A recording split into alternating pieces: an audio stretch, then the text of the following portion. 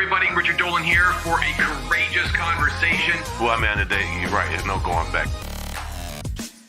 How do you feel the weight of that desire? I have been there for a while. Story's still being written, and you cut the story short. As they say, I'm playing with house money. They said, neo-fascist. You can't imagine, Richard. I've heard everything now. But I'll tell you what, you ain't never buying your time back. Value your time. Once you start a courageous conversation, there ain't ever going back to an ordinary one. It wasn't since we last saw each other. I've been doing calf raises daily because for those who don't know, John, just one of the things y'all should know, this guy's got the world's largest badass calves. Go, bro. Okay, here's what's funny is clearly, like all of you, the top does not match the bottom. I ain't wearing pants, I'll tell you that. Of course you're not. You're wearing shorts. I know you. Here we go. Look at those calves. Oh, I don't even have shoes on for you, Richie. Holy cow.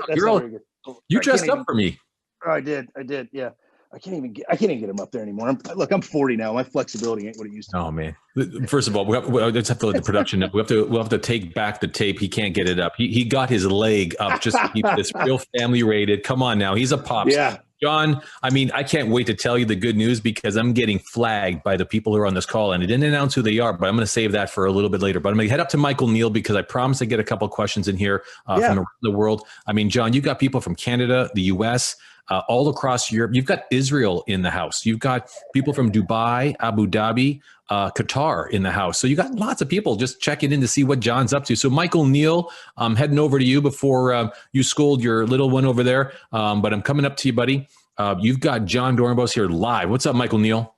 Hi, Richie. Hi, John, Eagles fan here. Ooh. Thank you for giving much to the city and the area. And my son's here. Hello. Whoa. That's Jacob, big AGT fans. And my question relates to that ring that you have in your hand.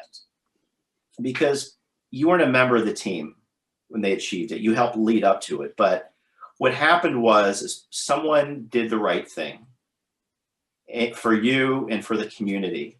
Can you tell the rich community what that meant to you and how you take that act of good faith and goodwill forward and what others should do in terms of doing the right thing in their life for others? And by the way, John, good question, Mike, but you got to hold that ring back up because a lot of people just wrote and said, hey, we can't catch it. Uh-oh. I don't know if it's going to focus. I don't know if I go close, I don't think it's not on automatic focus there, but it was pretty cool. So, this ring right here, man. So it's 2006, 2007. I'm in training camp. Jeff Lurie, the owner of the Philadelphia Eagles, we're having a conversation. And it's basically like, look, hey, Jeff, if I don't get a Super Bowl ring as a player, I'm never going to get one because let me tell you, coaching does not sound fun to me, right? As far as on a professional athletic level, I don't really desire to be a football coach at this level because of the time commitment. This is a lot of time, a lot of pressure. And we both kind of chuckled. All right, so what happens? Two things happened that year, right? One, the Eagles are going to trade me. And so the team thought I'd kind of be upset. And I remember being shocked. But then I also remember going, wait a minute. Has there ever in the history of the NFL had a long snapper traded for? Like usually we just get cut. And they were like, yeah, I don't think so. I'm like, this is great news. I just made history. I'm the first long snapper to be traded for. So I was a free agent. I didn't get drafted. So I said, what are they trading for? And they said, a draft pick. A draft pick? I didn't even get a draft pick when I'm worth more 15 years later than I was when I first got in the league. Let's do this. But here's what it comes down to, right? Coming to terms with your reality. That life happens, that we can either make excuses and we can be bitter and we can say, oh my gosh, life's ganging up on me again. Oh, it's always me. Life's always, or we can say, you know what? This is happening to everybody. And the sooner I come to terms with my reality, the sooner I change the narrative, the sooner I find the positive. So I go on down to New Orleans, have the heart condition, Eagles, sure enough. Okay. So I have my heart condition, Jeff Lurie, and the team calls me and says, hey man, we're going to go to the Super Bowl this year. I said, well, no kidding, because you guys went to the Super Bowl in the early 2000s. Then you signed me. I played in every single game for over a decade. You trade me. Now you're going to go back to the Super Bowl. Thanks. And they said, we're going to give you a ring if we go. And I'm like, yeah, okay, whatever. So I was on 21 pills for that season. I didn't watch a game. First game I watched was the NFC Championship with the Eagles, and they win. And I look at my wife going, you got to be kidding me. Like, they're going to the Super Bowl the 1 year I don't play. Are you kidding me? So they call, and boom, here it is. I'll never forget when I got this. They said, it's funny because you said you'd never get a ring unless you were a player. And you didn't play, but you're going to get a player's ring. And you're going to choke me up because my goal is I wanted to be the oldest guy in the team, because it meant I showed up every day on time, ready to work. And it made the man proud that hired me, that he wouldn't want anybody else there except me. And Sometimes you go unnoticed. Sometimes your effort goes unnoticed. Sometimes your day-to-day actions you think go unnoticed. But the reality is that people are always watching. People are always taking notes. And he gave me that ring and he said, you were such a positive influence on this culture for so many years. And I want you to have this ring. And when you look at it, think about how hard you worked, how much passion you had. And think about every day you showed up on time, prepared and ready to work. You played 162 straight games through 6 hernias, 130 injections, broken ankle, tore 3 ligaments, countless injuries. But you know what? I never wanted a teammate of mine to get fired because of me if they had to replace me. So it didn't matter what it was. I was going to play until I physically couldn't. And so when I look at this ring, he said, just everything you go into life, remember how much you cared and may you always bring that. And so I'm super proud of this. Not only that, for business, it's great because I didn't play. I have a little different connection to it. So I let EPs and whatever. If you see a guy walking around town with this, if you're an Eagles fan and you're big time, I just let you wear it around because then you're talking about Dorn Boss. You know what I'm saying? So it's all good, man. But great question. This means a lot to me, and it's really cool. That's amazing. That's amazing. Thank you, Michael. And of course, when you think of the John Dornbos story, you don't think about all of the work that went into getting that ring, because to that, Michael's bang on to have gotten that call and then realize your vision of being the oldest guy in the team and to not have been forgotten, not to have been stepped over, not to have, fallen into the trap of the politics and the politicking and all of what goes on in the background of every professional sport for that matter. And I mean, the NFL is no different. Man, John, that they brought that to you because not only did you earn it and you deserved it, but it was all love. It's cool, man. Thank you. Yeah, it's cool. Super cool. I look at that with pride. Absolutely. Absolutely. I'm heading up over here to you, Samantha Roberts, all the way up in New York, because I think I just skipped over you and I saw Michael's there. So I'm asking you to unmute because you've got John Dornbos here on the phone here live in the Zoom room. Go ahead, Samantha. Yeah, I just want to say thank you, John, for sharing so transparently your journey, your story, and your connection with the transformation that you've gone through. I don't know if it's just because I've been in an energetic state on Clubhouse, but hearing you share so vulnerably, I got so many energetic transfers from you, and I just really applaud that transparency. You and your story are going to change the conversation. You are absolutely at the forefront of something incredible. The courageous format with which you just shared, I'm blown away. I wasn't expecting anything out of today. I just didn't know what I would hear from you, and I'm just so blown away. And I want to honor you, John. I want to say thank you for just that level of transparency, the conviction with which you speak, and the power with which you express yourself. I honor you, and I thank you for that. 1, thank you. 2, I think it's really cool because all you did today is show up. All you did today is put yourself in a position to maybe have something or someone make a change in your life that much, right? And I did that for so long, and it was always other people doing it to me that to kind of flip the roles, and for you to tell me that I made a difference in your life is pretty cool. So I'm honored, and hey, every one of us just keep showing up. And another reason I think I had success is just that, right? I realized that if I just stay on the path, watch how many people jump off, right? Because it's hard to be consistent. I don't care who you are. I don't care what you're doing. Write the first letter of your name 100 times and do it perfect every time. The simplest task is hard to do perfect every time. One thing I loved about being a long snapper is just that. I had one job. I was like a sniper in the game, right? You hit a target, you don't, you're fired. Okay, but you're in search of the perfect rep. Well, that's life. Stay on the path, show up every day on time, watch how much of the competition over time just falls off. And pretty soon we'll be the last people standing, right? Because of hard work, dedication, passion, because we like working with one another. All those things, they contribute. But it starts right here with the words we tell ourselves. It starts with just understanding that everything that happens to us is going to refine us, not define us. Change, having closure, having forgiveness, coming to terms with what our reality is. Why? So that we can create new realities as we go. I love it. I love it. We have Mike C. Rock Sirocco here live with you. You got John there, Mike. Go ahead. John, listen, man, you just let me relive the best moment in my life, which is when the Eagles won the Super Bowl. I cried like a baby. People that aren't Eagles fans just don't understand. Yeah. And I love you, brother. I appreciate you. And that story resonates with me because of the story I have with my father too. And I've come up with this concept of rocket fuel. And you just resonated with me, man. And I want to thank you. And I look forward to meeting you soon, man. Awesome, man. Well, I know you had a question there, Mike, because you are the champion for what fuels your rocket as a best-selling author, and you're a newly aspiring podcaster. Why don't you go ahead and ask John what that question means for you? Yeah, John, rocket fuel is about turning setbacks into rocket fuel. And, I just would like to know, man, what does rocket fuel mean to you? It means just that. It's exactly what you just said. It means that I don't care what happens in life. I don't care what life throws at me. If you're fueled up, you ain't stopping. That car, that jet, that rocket, whatever you got is going to keep moving. And if you keep moving, pretty soon you're going to process. You're going to come to terms. You're going to have everything I've already talked about, right? But moving is the important thing. Constantly striving to be better, to be a better person, have a better career, provide better for your family. It's just that. Now, here's the real question, in my opinion, is what is that fuel for everyone? And it's probably different for everyone. But the key is that we don't lose it. The key is that we harness it. And the key is that at different points of our life, understanding and realize that if we're running low on it, then maybe there's another calling for us that's going to fuel us back up. And to me, that's what that is, man. Keep standing up, keep rocking it, keep doing your thing, show up every single day on time, ready to work. And just know that if you want fuel on that rocket, guess what? If you tell yourself it's there, it's there. The minute you tell yourself you're on empty, it's on empty. So what does that mean? Don't listen to yourself, talk to yourself, and wake up every day and say, I'm filled up, I'm rocked out, and I'm ready to go, man.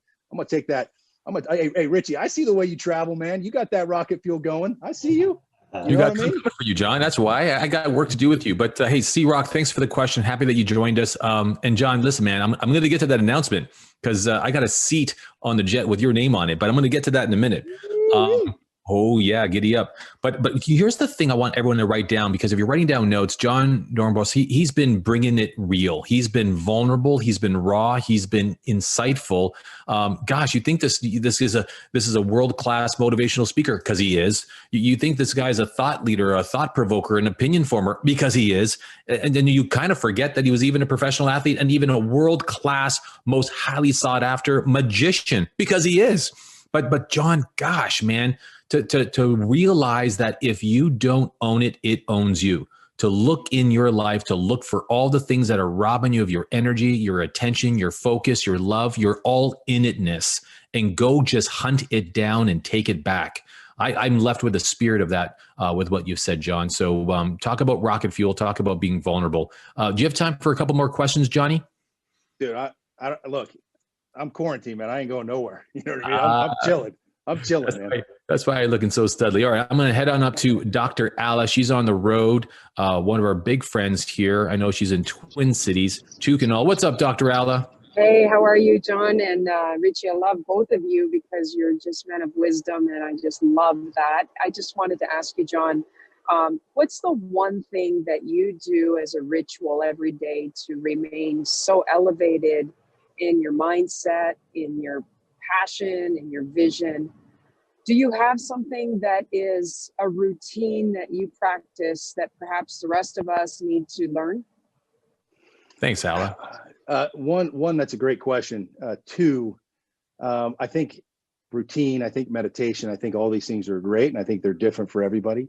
I would not say that I have a routine that is like I write it down and I do this every morning. I will say as my life shifts, so does that mental routine. At this point in my life, no matter how down I feel, look, because here's the reality too, right? I think this is kind of a misconception. Just because I'm sitting here in front of you all and I'm talking and everything's gravy, that don't mean that I feel that every day. Like, I think a lot of people don't take enough time to say, look, I'm human too. And as much as I say these things and as much as my life is perceived great, which it is, I'm very thankful, I have those down moments too. The difference here, are we going to be people of vision or are we going to be people of circumstance? How long do we sit down here? That right there is the decision. That right there is the moment. That right there is the moment that every one of us can relate to, no matter where you are in this world, no matter what your religion, your race, your age, your wealth, it doesn't matter. Every one of us can relate to the moment that we're doing this, and then boom, now we're here. So that what separates us is the decision we make in that moment, right? How quick can we come out of that to get ourselves back to where we want to be? Because here's also a big learning curve. This is when sometimes we fail at something and we got to come here, okay? And now we check in with ourselves. So do you stay down here and make excuses, or do we come back up, learn from it, and keep on keeping on? So when I have a ritual, for me during this last 10 months, I'll be honest with you, dude, when I wake up and I hear this, I don't know if you're going to hear this, but when I hear this coming down the hallway, And then all of a sudden, my little girl, she now flicks on a light switch, and every time she does, she goes, "Yay!" And then she turns it off, and she goes, "Oh!" She turns it on, "Yay!" Right? Those little things right there. I think if I were to wrap that up into like a package, I've never lost joy of the really simple things in life. I don't care how nice my house is, my car, all that. Well, I do. We all want a great life for ourselves. But I've never lost touch with just the simplicity and the love of joy from the wind blowing, the rain hitting. Dude, when I had my heart surgery, I got a video. It's intense. My nurse, for the first time after a couple of weeks, she took me outside and it was drizzling and the rain hit my face. And I literally just started like bawling, right? Because it was like I felt water for the first time. Never lose that, right? I lost my mom when I was a kid. I see her in the wind. I see her in the rain. I see her in the ocean. Never lose the sense of groundedness. Never lose a sense of appreciation. Never lose a sense of knowing what it's like to not be successful, right? Because then you can relate to the world at all times. I think staying grounded is the ritual, and whatever we got to do that is what propels me to continue to try and do great things with my life. I love it, man. I know Dr. Alla likes that too. And John, I would love to, well, first of all, that thing freaked me out when you did that just reminded me of the rats I used to live with in my old place down in Manhattan. Gosh, just it brought me back. But anyway, I digress. Well, first of all, that was Fievel. Okay. It was Fievel from the Great American Tale. Okay. And they were just trying to make their way across America. Clearly. Okay. Clearly. But hey, if you're writing down any notes and you want to turn this into a learning opportunity, what I'm hearing when John and what he's saying in the background, Al, and all those is he's a man and a champion for consistency. I mean, like who you see here is who he always is. We follow each other. Sure. I'm one of his biggest fans. I mean, even remaining consistently committed to the conversation we're having and the announcement I'm going to shock him with shortly. I mean, it's all down to consistency. And I mean, if you're consistent about something, it's because you're committed to something. And I just want to acknowledge you for that, John. So I'm going to head up over here to Whoa. What you just said is the most powerful. That might be one of the most powerful things said today. And the interpretation of understanding that can be a good thing and that can be a bad thing. If you're going to get lost in consistency of self-greatness, of sharing, of teaching, of being a part of a team. Don't get lost in the consistency of self-doubt, depression, and bad things, because consistency comes on both sides. So let's weigh that scale on the right side. Yeah, if I'm going to be consistently bad, I'm asked to be great at it. You got to just choose greatness. But I love it, John. Hey, Naran Kalathungam, Toronto, Ontario. Why don't you come on in here with John? Go ahead, big guy. Hey, John. Thank you, Richie. John, thank you for bringing not just the conversation, but the magic of it. You say you do magic. Well, I'm feeling it here. What I've noticed is that you've done a lot, but what strikes me is that who you are is not really a result of what you've done, but how you've engaged with the things that you have lost. Given everything that has gone on in your life, I'm curious, what's next for you? What are you aching to see happen in your future? And how can we help you? Wow. It's a great question. There's so many different ways to answer it. I mean, from a professional standpoint, before I was doing this, before this whole quarantine pandemic thing happened, I was filming Varsity Blues. I was John Voight's predecessor. We had a bunch of, entertainment projects going. I was super excited to kind of get into the scripted space. That got postponed, delayed, had a tour with MGM set up. And, my theater show, if you ever get a chance, I'm really proud of it. It's a magic show. That's me telling my life story and how magic changed my life and the tricks I learned along the way. But you know what? I think it's just being involved, right? It's just being around people. And what I learned about this too is we are who we surround ourselves with, right? And if you can become the last person standing, if you can become the oldest person on the team, well, you know what that is? That means that you've been around people that want to see you succeed. If you're around people that want to see you succeed, you will succeed, because they're going to overlook the little tiny mistakes. And instead of getting annoyed by them, they're going to help you fix them, right? So to be a part of this chat, to be a part of this group, to be introduced to all of you, I think the exciting thing is that all of our careers are going in the right direction because we're all here for the right reason. I love speaking. I love going around. I watch, Richie, I watch you and Grant and the arenas. It's rock star, man. Like every one of us, we all want to be a rock star in our own life. So that's the path that we're all on. And whatever that means to you is man, that's the only thing that matters. Well, let me riff off that for a little bit, because we need to take this to the next level as we wind this down, and I can get you back to your family. And that is, for those who want to be a contribution, be a coach, be a speaker, be a mentor, you'll notice something that John's got that very few people are willing to really go unearth like an archaeologist and just literally own the bones beneath the surface. And that is just to go and clean shit up. I mean, get things right, clean them up, and take ownership for everything that there is and everything that there isn't. Because if you listen to John carefully, this is a guy that doesn't sound like he makes up great excuses. It doesn't sound like he's the kind of guy that looks out the window and says, well, it looks like there's a chance of rain, let's not. Because there's nothing that's stopping him from really going out to just do, own, and be at the source of everything that comes his way. So that's what makes you a powerful speaker. For everyone that's here who's recognized that here I am talking about an athlete, you don't just see an athlete, a guy who's a world-class magician. You don't just hear that. You're hearing a very determined, driven, and hell-bent human being that's saying it's going to go this way no matter what. John, would you agree? Yeah. And wait, what's the next question? John, what's the one thing that drives you nuts? Oh, great question. Let me tell you this. Excuses drive me crazy. Do you know what the best answer is? Hey, my bad, coach, won't happen again. And I'm going to do everything in my power to make sure that don't happen again. I did it. My bad. I apologize to every one of you, but I'm going to tell you this. I'm a man that learned. I ain't a man of the past. I'm a man of the future. I'm changing in the present to become a man of the future. So guess what? My bad ain't happening again. Or I don't know the answer, but I'll get back to you. I'm about to find out. I hate excuses. They drive me nuts. It don't matter. Being in the NFL, you learn that it either the job gets done or it doesn't. And it doesn't matter, right? Whatever happened in between don't matter. If it didn't get done, why? And let's go get it done, right? Too many people spend too much time in that space of self-pity, make excuses, right? I'm just going to, and all of a sudden, guess what happens? Your consistency is falling in the wrong space.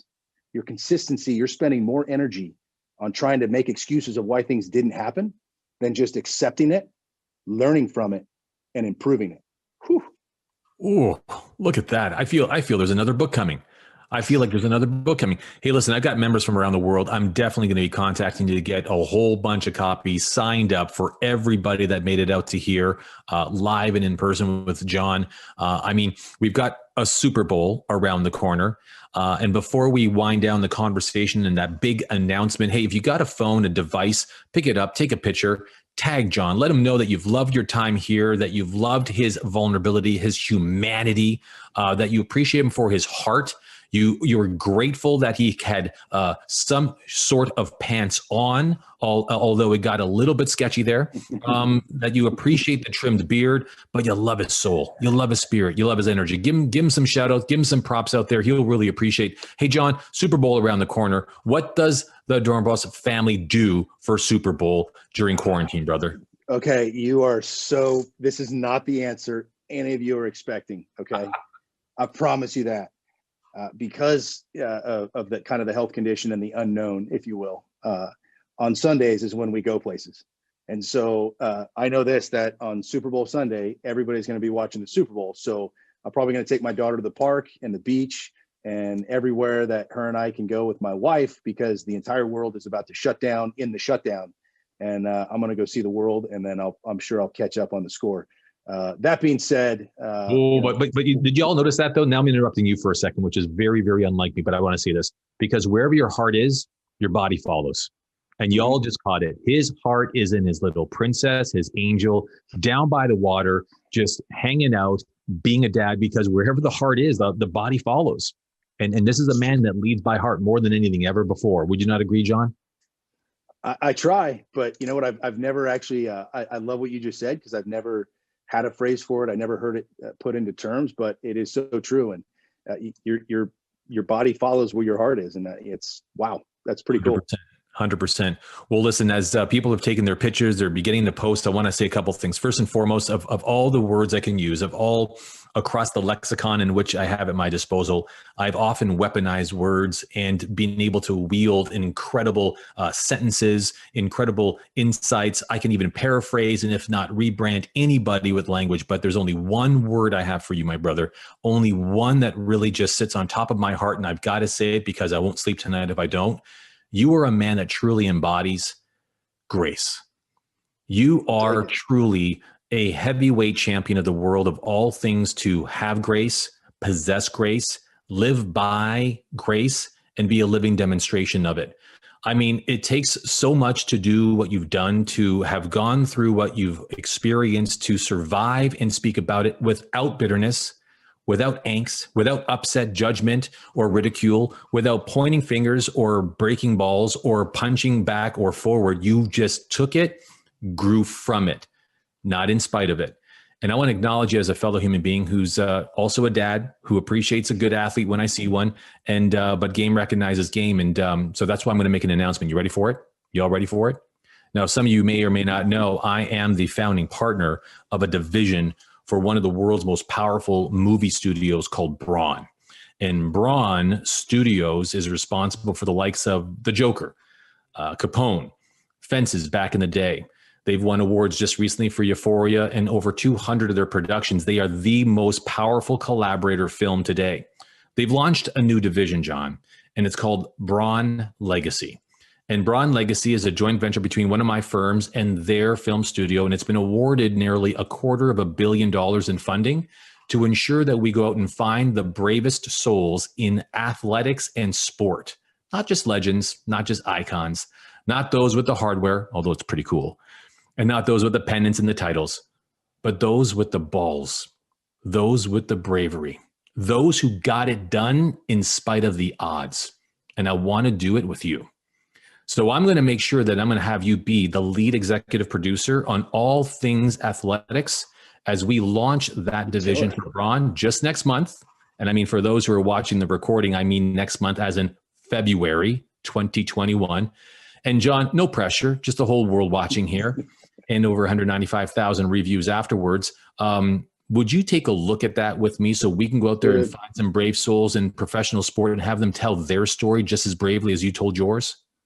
You're gonna make me cry, man. This right here, that's what it is right there, man. So are you kidding me? Like, I mean, yeah, let's talk, man. That sounds like an absolute blast, bro. Amazing, man. Listen, guys, what you just witnessed there was not just the pitch, but actually an invitation. Because if you're pitching things and you're selling things, you don't stand for nothing. You're just trying to push things. But that's a man right there I'd stand for any day of the week. Who here would just put their hand up and be like right there beside me for him? Y'all with me? Take a look at that, John. Worldwide love for you, man. John, from the bottom of my heart, thanks for letting me break your chops for as long as I have. Thanks for being such a good man, good soul, but a good friend. And I'm grateful for you. I know everybody here, put some love in the chat room there. Let him know that you loved him, you appreciated him, that he gave him some value today all around the world. John, last words are for you, brother. Can I do a trick? I would love to see a trick. I didn't want to put you on the spot. I'm so grateful. Right, here's the deal. I need a random person. So I need to interact and talk with a random person. So just pick somebody out. We didn't plan this. No, we didn't, because I was going to say it, but I thought maybe I would put you on the spot. Maybe it would be something that let's take a look and see who's in here. That's that one. Let's go. Let's find someone. Lots of people here listening. Hold on. Where did is that you, Marlene, waving your hand or no? Oh, yes or no? Oh, it is? Okay. Hold on. All right. I'm coming up to you, Marlene, because she was actually really patient because I missed her on the question. So I'm going to go there. I'm asking you to unmute. Now you have to unmute yourself. Mute. And then yes. Can you make me big on everybody's screen, or am I, so that they can see? Is that you should be big? I've got you on. So everyone go to your phone or go to your device and pick speaker view. And that way, when John is speaking, he'll show up on your screen big. Yeah. Chat away, John. Okay. Here's the deal. I got a deck of cards right here. Okay. So does that mean if whoever I'm talking to, if they speak as well, that it's going to flash to them? It would. Okay. I don't want them to take their eyes off of this though. So here's what we'll do. Then right. I'll have to mute her. You want me to mute her? Well, I have actually, you know what? Here's what I want you. I just want you to think of any card. Okay. Just think of any card you want to. Number 7. Okay. 7 of what? 7. Just 7. Okay. Just a 7. I kind of need a suit because there's hearts, clubs, diamonds, spades. 7 diamond. Okay. Here's the deal. I can't believe you said that. I got this blue deck of cards here. And you said 7 of diamonds. I got this. Okay. I got this deck of cards here, and what I did is I actually went through here, and I actually reversed the aces. Why? Because usually when you ask somebody to name any card on the spot, they get nervous and they name the aces. So thank you very much. But this is what's really cool. Sometimes things aren't always as they appear, which is what we've been talking about this entire time. That it doesn't matter what life is giving us. It doesn't matter what we have. If we come to terms with our reality, there's always a hidden message, because this isn't happening to me. This is happening for me. See, it's not always as it appears. It's what you make of it. And on the back of these aces, they're from a different deck. And I wrote down a couple words. I wrote the 7 of diamonds. Oh Just my gosh! Wow. Total psychic. That's Hey, so cool. I love every one of you guys. I appreciate your time. Richie, I appreciate you hitting me up. To be around all of you. You guys made my life better. And hopefully we can do it again. John, the only way I can stay in your life is by blowing it up and making it bigger. And so knowing that you are an incredible soul, I would love to go do war, finding, curating, and realizing players' legacies on film, on a screen together. Well, I've got a few things right here too that might be a great partnership. So I would love to have a conversation, man. I'm talking to you this weekend, but not before you kiss that little girl of yours. So listen, from my family all around the world to yours, we love you. We got you. We appreciate you. And we want you to know, folks. Oh, go ahead. Speak so you can see it. Oh, check. I don't know if it's, I don't know what happened. It turned off. I'm trying to get it to focus there, but it's too bright, huh? Yeah, it's too bright. I'm going to post it. I'm going to post it. You send it to me. I'm going to post it for all those who are here. John, we love you. Thank you. We love your story. We love your magic. Keep weaving both, because that little girl is counting on it. Amen. For everybody else here from around the world, on behalf of Google, all things Rich, and of course, the Courageous Conversation Season 3 kickoff with the one and only John Dorenbos. I got to thank him, his family, his beautiful bride, and his little angel for giving him up for all the time that he was here with us. For all of you, good time, great time. It's an awesome time. It's not a Super Bowl weekend coming. It's family weekend for John. And we're so glad to hear that. So guys, be well, be great, be you, because anything less is just ordinary. See you next time.